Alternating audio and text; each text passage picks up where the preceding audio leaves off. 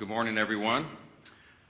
Today, we'd be remiss if we did not make some remarks about the extraordinary historic moment, or many moments, that happened yesterday in Israel. The world's eyes are still fixed on Israel, where President Trump is welcoming home now the last of the hostages who've endured 2 years in Hamas captivity. I thought it was remarkable. I saw a video last night of one of the released hostages who made the point that as soon as the election was held in November in the United States, Hamas began to treat him and his fellow hostages much better. They fed them better, they respected them more, they changed the tone of how they treated them, they no longer spit upon them, as he said in his own words. Elections have consequences. And he said or implied that the Hamas was counting on Kamala Harris to win and not President Donald J. Trump. But thankfully for the whole world, that didn't happen. And this is an historic moment. It deserves enormous credit and recognition on the world stage. It's truly, truly historic. For generations, we have aspired to peace in the Middle East, everyone around the world, and now President Trump has delivered it. I'm going to make an announcement today. It's the announcement in the U.S. that was made in the Knesset yesterday. I'm proud to tell you that together with my friend Speaker Ohana of the Israeli Knesset, the equivalent of our Congress, we're going to embark upon a project together to rally speakers and presidents of parliaments around the world so that we will jointly nominate President Donald J. Trump for next year's Nobel Peace Prize. No one has ever deserved that prize more, and that is an objective fact. As Speaker Ohana said before the Knesset yesterday, quote, "Whoever saves one life, it is though he has saved an entire world." That's what some of the rabbis there would say, some of the sages he noted would say. It's an indisputable fact that no president has undertaken the work of saving lives and pursuing peace with such determination and with such remarkable success as President Trump. And under his leadership, we are witnessing the dawn of a new golden age, not just for America, but for the entire free world. The world is changed by these actions and strong leadership. American strength is good for free people around the world, as we say always, and peace through strength is maintained. There will be more to share on this in the weeks ahead, but today marks the start of this effort that we'll embark upon together, this joint parliamentary project, and I'm honored to do it alongside our ally and my counterpart in Israel in leading that effort. Welcome to day 14 of the Democrat government shutdown. It's 2 weeks of Democrats in Congress inflicting untold pain on the American people for nothing other than pure politics, as we've explained at this podium every day of the shutdown. Today, Senate Democrats will have their 8th chance to end this mess by passing our clean, nonpartisan continuing resolution, the government funding bill that would end all of this immediately. Over 3 weeks ago, the House passed that bill, and you all know the details of it. It is completely clean. There are no policy changes, no partisan riders, no gimmicks or tricks at all. All it does is keep the lights on at the current funding levels for a few extra weeks while we complete the normal appropriations process. Now compare that to the Democrats' counterproposal. They're demanding $1.5 trillion in new spending paid for by American taxpayers. And I want you to be specific. I want us to be specific. I want you to know what that counterproposal includes, because we've not yet gone into all the details of it, because it's large and very absurd. But here's some of the highlights of this. It would reverse common sense reforms that Republicans made in the Working Families Tax Cut that keep illegal aliens off taxpayer-funded health care. This is a fact. Page 57, section 2141 of their counterproposal, as we've been posting everywhere. And it would, they would add the illegal aliens, non-citizens, back to taxpayer-funded benefits. It would cost taxpayers nearly $200 billion. They would also remove a very reasonable and modest work requirement that we put on able-bodied young men with no dependents. As we've said, they should not be riding the wagon and taking Medicaid. That is intended for vulnerable populations, the elderly, disabled, and young pregnant women, for example, and not young able-bodied men without dependents who are playing video games. We put that into the law because it's common sense. Their counterproposal would reverse that. So taxpayers would be funding them again. They would make in their counterproposal permanent COVID-era ObamaCare subsidies without any income caps or any other reforms at all. They would make that permanent. That would cost taxpayers an estimated $358 billion. They would take away the $50 billion that we put into the law to support rural hospitals. They would remove that. And they would send $500 million to liberal news outlets by refunding the Corporation for Public Broadcasting. It would also restore up to $5 billion of American taxpayer funds for wasteful spending for international projects. Here's a couple of examples. This is in their legislation, their counterproposal on the CR to keep the lights open. This is what they want to do. They want to spend $24.6 million of your hard-earned dollars as a taxpayer for climate resilience in Honduras. They want to spend $13.4 million for civic engagement in Zimbabwe. They want to send $3.9 million for LGBTQI+ democracy grants in the Western Balkans. They want to spend $2.9 million of your dollars for desert locust risk reduction in the Horn of Africa. And $2 million for, quote, organizing for feminist democratic principles in Africa. We are not doing that. These are unserious proposals from unserious people, and they are playing games while real Americans are being harmed adversely by the shutdown. Yesterday, I read you an excerpt from President Obama's speech during the 2013 shutdown when he advocated for a clean CR to reopen the government and resume negotiations. It sounded very familiar. Democrats cheered him on back then, including Chuck Schumer. He himself said some Republicans' refusal to support a clean CR back then was, quote, the politics of idiocy. Take him at his word. So yesterday we decided to do a little count of the number of times that Chuck Schumer has supported continuing resolutions just since he became the leader of the Democrats in the Senate in 2017. That number came out to 29 out of 30 continuing resolutions. That's how many times he wholeheartedly, enthusiastically supported CRs enacted into law. That's a 97% support rate. What's changed? Well, this time his job is on the line. And we've explained this very clearly because everybody can see the obvious political motivation here behind his decision to shut the government down right now. He helped us avert a shutdown in March by doing the right thing and supporting virtually the identically same continuing CR that we're offering today. And his radical base went crazy, and they haven't forgiven him for it. That's why Chuck Schumer is opposed to it today. That's what changed. It's very obvious. This government shutdown is plainly and simply an exercise in image rehabilitation. This is an attempt at image rehabilitation for Chuck Schumer. So selfishly, completely about himself, he is shutting the government down to hurt other people. He needs to show a fight against President Trump so he can keep his left base happy through the next election cycle. How do we know that? Well, his record shows the obvious truth about it. Again, look at the numbers. Chuck Schumer supported CRs to help avert a government shutdown 29 out of 30 times as leader of his party. And he emphatically supported every single CR enacted into law since 2017, except for one. And of course, you won't have to do much research to figure out who was in the White House during that time. If you said Donald Trump, you'd be right. And it doesn't take a genius to see that's exactly the same reason why he's doing this causing these antics today. So what you'll also notice about the CRs is that they become routine. It's the routine thing to do around here. It's Washington's bad habit. And a CR was meant to be a temporary measure. It's meant and designed to just keep the government open and funded for the people while Congress finishes its work on a final budget. And that's not happened in a long time. CRs have become too common. It's the status quo. It's not the way the founders intended for this process to work. The appropriations process was envisioned to be an exercise in good stewardship. They wanted the members of Congress to have open, transparent, bipartisan, line-by-line debate so that we could spend the people's money wisely. And that's precisely what Republicans are so eager to return to and what we have achieved. We are pushing that boulder uphill, as I've said, and for the first time since 2019, both chambers, House and Senate, have made real progress towards that stewardship goal. But we just need a little more time to finish it. That's the only thing the House passed CR does. It's a clean, short-term, nonpartisan continuance of funding so that that process can work out. Now, you've all heard Chuck Schumer demand that Republicans have to come to the negotiating table.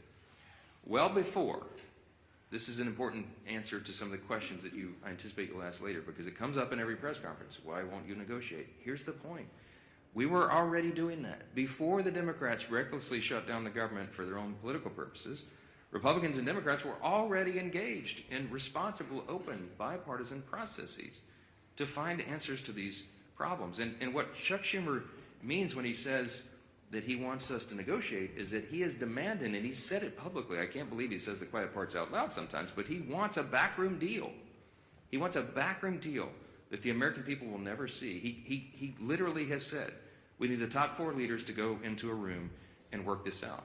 Why does Chuck Schumer say that? Because that's how he's operated for decades. He's been in Congress since 1980. I was 9 years old in the 3rd grade when Chuck Schumer got here, okay? He is the broken status quo. We are trying to break the status quo so government works better for the people. And Chuck Schumer is resistant to that because he can't even imagine the way the founders intended for this to work. He doesn't want this open, everybody involved, all members, bottom-up process. He wants 4 people to go in a back room and just make this deal and hoist it down upon everybody else. I'm not participating in that. Chuck Schumer doesn't like that. He doesn't like that we're trying to get Washington to work again because he doesn't know how to operate in that kind of system. And we're certainly not going to allow the American people to be taken hostage for his political gain. I'm going to hand it off first here to the indomitable Dr. Virginia Fox. She is the chairwoman of our House Rules Committee. We call her the Iron Lady of the House. I know she has a lot to say about Democrats' obstruction. She's going to lay out some of the indisputable facts of this government shutdown. Dr. Fox? Thank you, Mr. Speaker. Thanks for your continued work in calling attention to the facts. You remain consistent and concise in explaining to the American people that the Democrats have shut down the government. And thank you to the members of our leadership team and members of the entire conference who've been equally as vocal and engaged. I've listened to the arguments the Democrats have been making since they shut down the government, and I cannot help but shake my head in utter disgust every time. They continue to lie like a rug. They're trying desperately to change the conversation and deflect because they know they're in the wrong and they've dug themselves into a deep, deep hole. We've now entered day 14 of their government shutdown, and as the days go on, more Americans are feeling the pain. Make no mistake about it, this is real pain being inflicted upon real people. Today, 400,000 federal workers will receive partial paychecks. The Speaker called attention to this last week. This will be the last paycheck that these federal workers receive until Democrats grow a spine and reopen the federal government.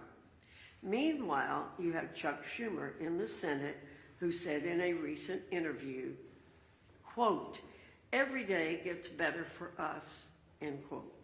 His statement is as callous as it is tone deaf, and it reveals to everyone how the Democrats continue to use hardworking Americans as pawns in their own grotesque political game. I'll close with a quick observation. As the Speaker said previously, there's a real split screen here in Washington that the American people are watching. While Republicans are the ones who have voted and are continuing to vote to reopen the government, Democrats have treated their own shutdown as one big attention-getting activity. They've taken shutdown selfies, posted weird videos of themselves doing everything except working, and they even hosted a live stream that failed to gain any traction whatsoever. How embarrassing. These are not serious people. They continue to play a dangerous game with the livelihoods of Americans. And contrary to what Democrats believe, every day of this shutdown does not get any better for the American people. That's a stone cold fact. Thank you, Mr. Speaker. Well, thank you, Chair Fox. And as the Speaker talked about, a lot of people say, why have the Democrats continued this charade of shutting down the government and inflicting pain, real pain, on millions of families across America. And the Speaker laid it out real clear. Chuck Schumer filed an alternative bill weeks ago of his list of demands, literally a list of demands that he said have to be met before he releases the American people from this torrential pain he's inflicting. And it includes $1.5 trillion of new spending on far-left wish lists. Things like, yes, taxpayer-funded health care for illegals. It's in Chuck Schumer's bill. He guts rural hospitals, all as part of his demand to open up the government. It's not only not serious, it's also destructive. It's something that would actually hurt this country. And why? All so that he can show the radicals and the far left of his party that he's fighting Donald Trump. Everybody knows that's what this is about. Chuck Schumer is scared to death for his political future. He is way more concerned about his political job than he is about the jobs of millions of American families. And it's having a real impact on those families. Today, as has been pointed out, day 14 of the government shutdown that Chuck Schumer imposed on the country, and it is the day where checks would normally be starting to be processed for all of the government workers, many of whom will not get a paycheck because of Chuck Schumer's shutdown. You're already starting to see flight delays, families trying to go visit a relative, maybe go see one of their family members get married, go on a family vacation. They're not able to do that because of Chuck Schumer's shutdown. Our men and women in uniform at risk of losing their pay. And I will credit Donald Trump for a lot of things, but if you look, President Trump has not sat by and just waited for Chuck Schumer to get over his tantrum. President Trump has continued to do his job for the American people. And thank God, because the world is a safer place with President Trump at the helm. We saw that yesterday. What an historic day. And again, a real contrast to the temper tantrum that Chuck Schumer's having to appease the most radical elements of the far left base here in America. President Trump traveled to Israel, traveled to Egypt to sign historic peace accords, to oversee the release of hostages. Finally, all of the living hostages returned home to their loved ones after more than 2 years since the October 7th attack by Hamas. And one of the hostages, I think it's really important to hear this, because when you talk about real leadership, not just here in America, and the leadership that President Trump has provided to our country, but what that leadership means to the world, not only to our allies, but to the bad guys around the world. And yes, there are really bad people around the world. One of the former hostages who was released yesterday, Omar Shem Tov, credited President Trump with getting the hostages home. And he said, Hamas, quote, was very scared of Trump. They wanted Kamala to be elected. As soon as Donald Trump was elected, they understood that he wanted to bring us back home. So immediately, the way they treated me changed. That was a direct quote from one of the hostages who was released yesterday.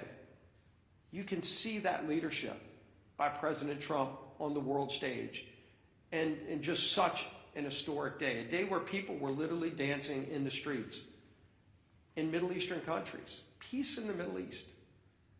It used to be a platitude that for decades seemed to be a mirage in the desert, and yesterday it became a reality because Donald Trump said he was going to do something that nobody else thought could be done, but he knew it had to be done, and he made it happen and gave so much closure, important closure to those families, brought their loved ones back home, but told the bad guys that you're on alert. It's a new day in the world. You're seeing all countries come together to see that moment in Egypt where countries from all around the world stood up to terror and said, we're going to restore peace in the Middle East. We're all going to be a part of it. And there's only one man that brought that together, and it was Donald Trump. Even during a time where the contrast of Chuck Schumer throwing a temper tantrum here at home just to appease the most radical elements of his base, so that on the 18th, when they have the Hate America rally that everybody knows is coming, and that everybody knows Chuck Schumer needs to deliver a shutdown government to them to appease them. Well, how about you think about us? How about you think about those families who are struggling today because of Chuck Schumer's shutdown? There are real consequences to what Chuck Schumer is doing. Regardless of who he thinks he's appeasing, he is hurting so many people, millions and millions of people. But President Trump is not going to be daunted. President Trump found a way over the weekend to pay our troops. While he was finding peace in the Middle East, President Trump also found a way to say, even while Chuck Schumer doesn't care about our men and women in uniform, Donald Trump does. And he made sure that they will get their pay. But there's still so many others that won't because of Chuck Schumer's shutdown. This madness has to end. It is time for this shutdown to end. Chuck, don't wait for some mad march on the mall. Don't wait for some pats on the back for radical leftists who just want to hate America every single day because Donald Trump is in the White House. They can't celebrate the release of hostages because of the guy who achieved that release. That's a twisted small segment of our society. The rest of America is celebrating. The rest of America is proud of what we're achieving. And there's so much more that this great country can achieve if Chuck Schumer just got out of the way. Just stop blocking the progress that most Americans cherish, want, deserve.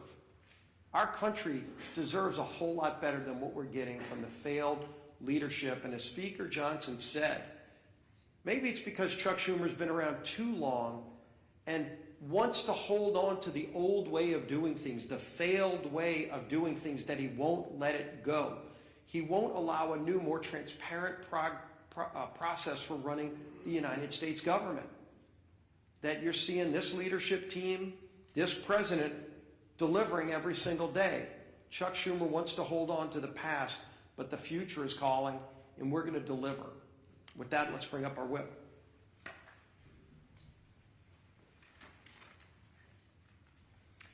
As the Speaker noted, today should be a day of celebration. President Trump achieved a historic peace deal in the Middle East. The last living hostages held in captivity by Hamas have been returned with their families, reunited with their families. Yet, we're all here today marking day 14 of the Democrat shutdown. And to make matters even worse, if the Democrats had things their way, this would also mark the first week that our troops would not receive their paychecks.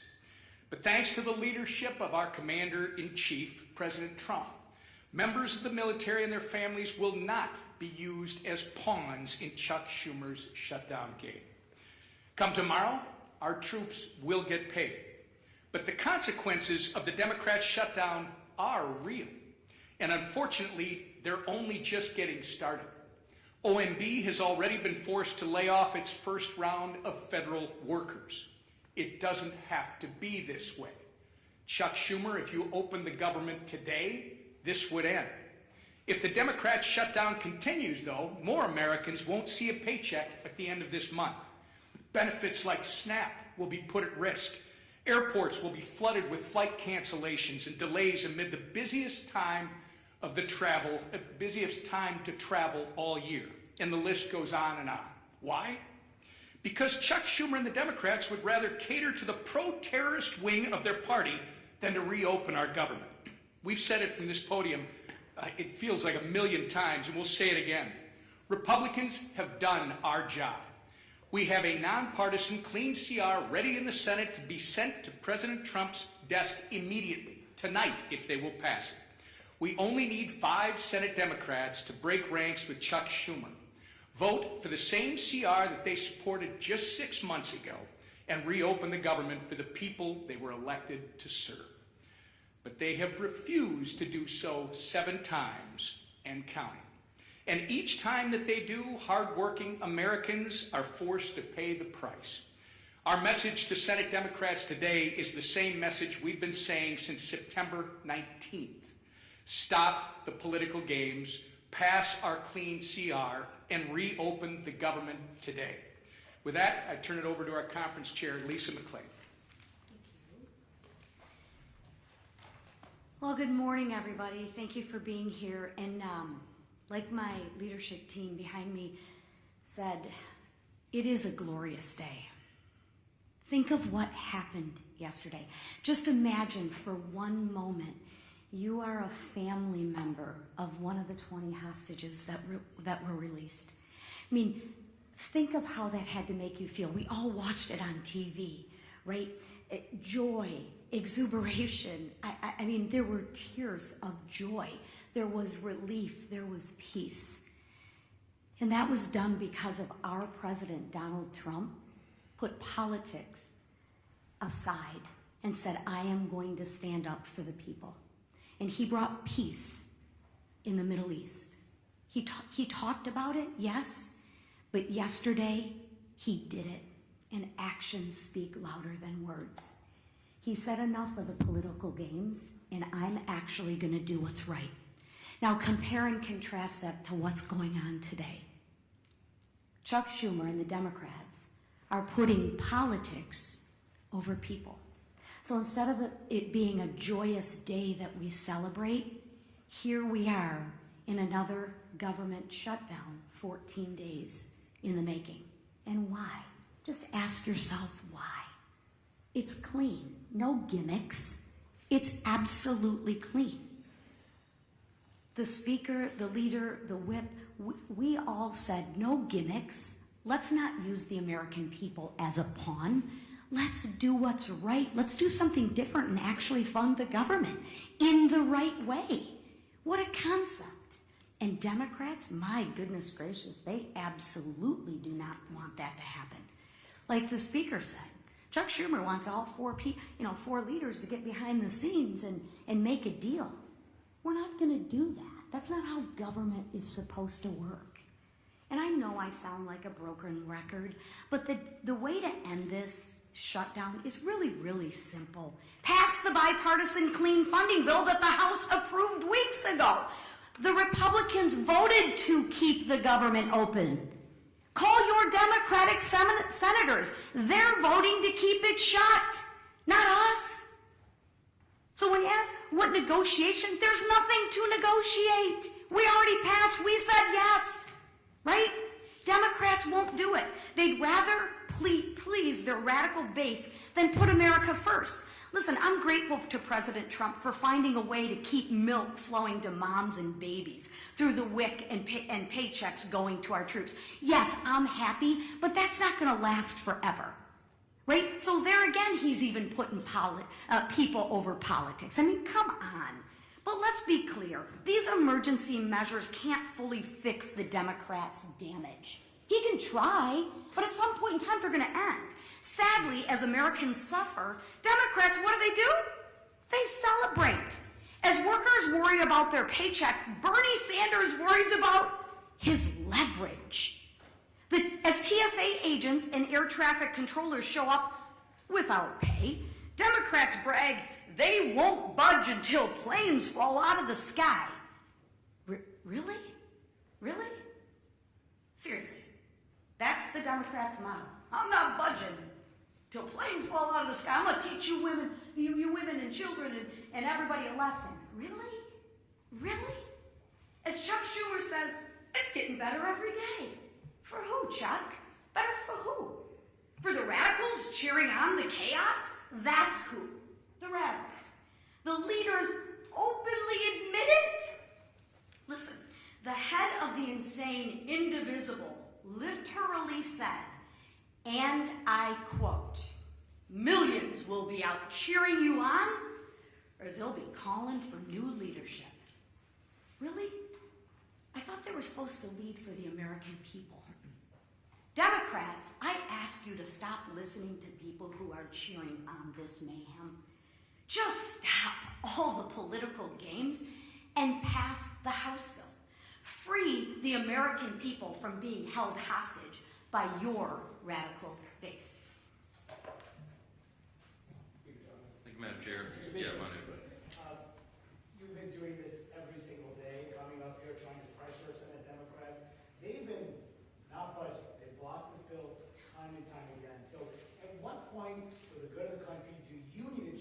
your strategy to try to negotiate a deal with Democrats? It's a great question. Manu asks, why don't I change my strategy? I don't have any strategy, Manu. I'm doing the right thing, the clearly obvious thing, the traditional thing. That's exactly what Chuck Schumer voted for in March of this year and gave impassioned speeches was the right and only thing. I don't have anything to negotiate. I'll say this again to everyone here. We did not load up the temporary funding bill with any Republican priorities or partisan priorities at all. I don't have anything that I can take off of that document to make it more palatable for them. So all I am able to do is come to this microphone every day, look right into the camera, and plead with the American people, as Chairwoman McClain said, to call your Senate Democrats and ask them to do the right thing. We're not playing games. They're playing a game. We're not. The strategy is to do the right and obvious thing and keep the government moving for the people. Why not move closer to their position? Their position is this, Manu. Their position is they want to spend $1.5 trillion in your tax dollars to fund nonsense overseas. They want to give $200 billion to illegal aliens. We are not going to do that. We're not going to do it. The American people don't want us to do it. And they're using this for partisan political purposes to give themselves cover. They don't want the Marxists to kick. Chuck Schumer doesn't want to get a Marxist candidate challenge, AOC or someone else. Mamdani is probably going to be sadly, shockingly, the mayor of New York City. Marxism is on the rise. Hey, this is not your father's Democratic Party, everybody, okay? They're turning into communists, openly. And so Chuck Schumer does not fashion himself as a communist just yet. So he's got to show a fight to these people. That's what this is about. I'm not playing his game, Manu. I cannot go in and say, oh, gee, Chuck, what can I offer you? You know what? Maybe we'll just send $10 billion overseas to LGBTQ plus, initiatives in, the Horn of Africa or Malaysia or wherever you want to do that. No. We're not wasting taxpayers' dollars. Chad. Mr. Speaker, good morning. Thank you. You said last week that you would swear in Adelita Grijalva whenever she wanted. She's written a letter to your office. You've not sworn her in. I understand about pro forma sessions. Yes.